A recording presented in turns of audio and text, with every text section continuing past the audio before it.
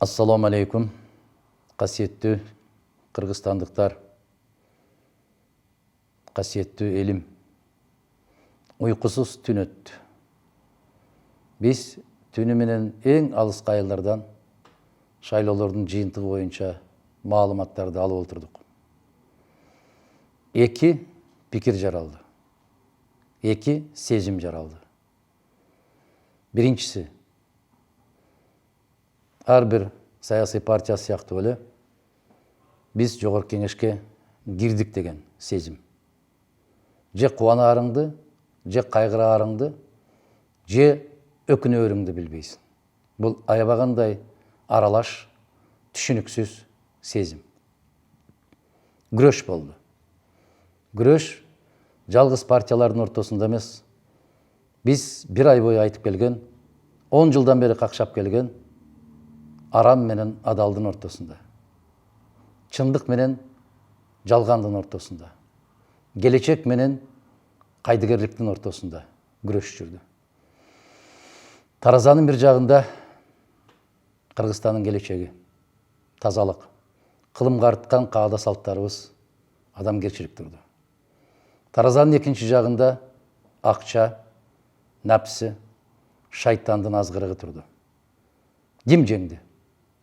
Шайтандын азгырыгы жана туңгуюк, караңгылык, арамдык жеңип кетти. Биз муну канчалык ачуу болбосун мойнубузга алышыбыз керек. Биз жеңилдик. Жеңдик деп айтканга ооз барбайт.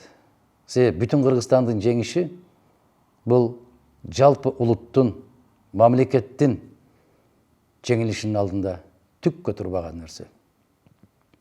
Менин көкүрөгүмдө кубаныч барбы? Мен кесе айтам, жок. Экинчи сезим кайсы сезим?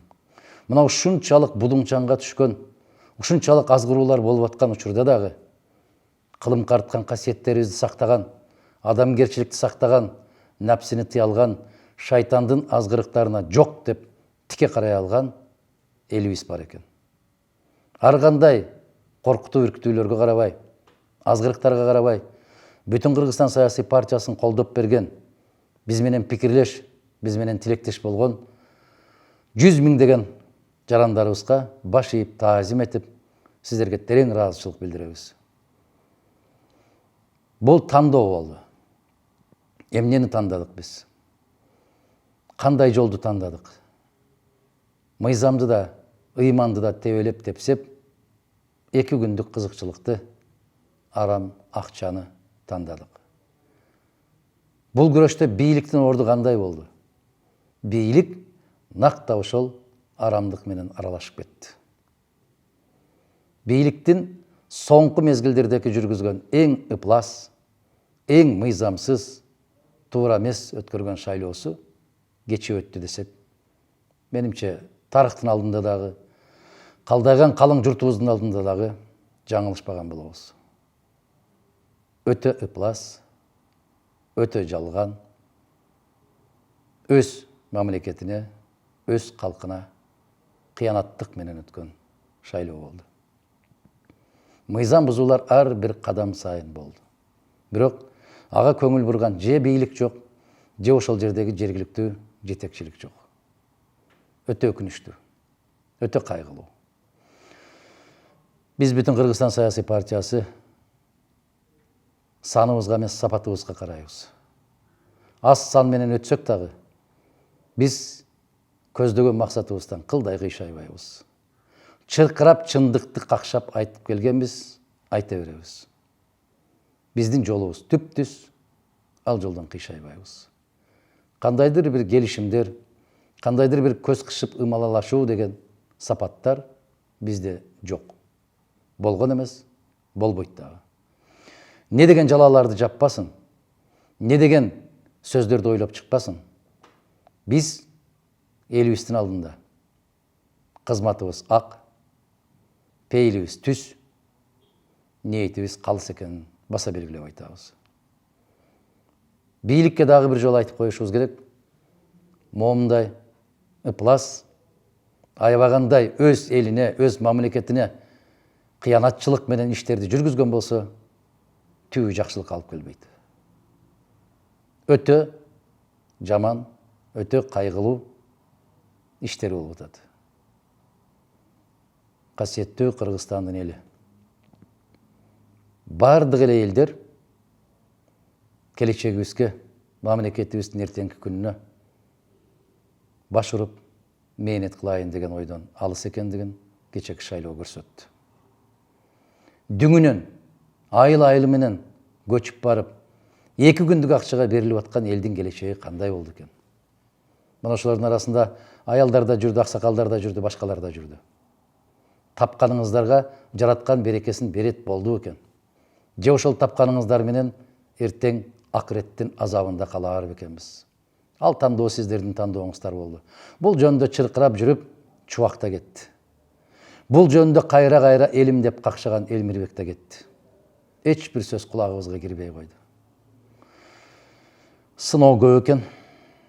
Дали болсо кайдыгерлигибиз баары бир деген сезим үстөмдүк кылгандыгын көрсөтүп койду.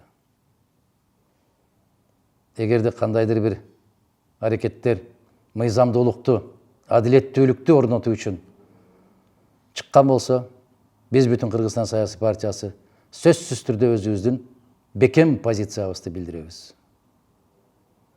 Биз жогорку кеңешке өттүк деп кубанып турган жерибиз жок.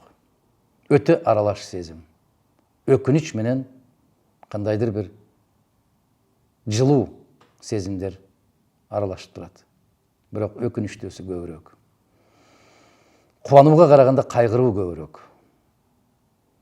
Үмүтүбүзгө караганда үмүтсүздүк көбүрөөк алууланып күйүп келаткандай сезилип турат. Айтор кандай болгон учурда дагы биз өз күрөшүбүздү улантабыз. Элибиздин алдында ондогон жылдар бою айтып келаткан убадаларыбызда бекем турабыз. Кыргызстандын келечеги үчүн жалгыз калган кезде дагы биз тандаган жолдон кайтпайбыз. Кыргызстаныбызды жараткан Аллах өзү сактаган болсун. Элибизге ыйман берсин, инсап берсин. Дагы бир жолу кайрылып айтам.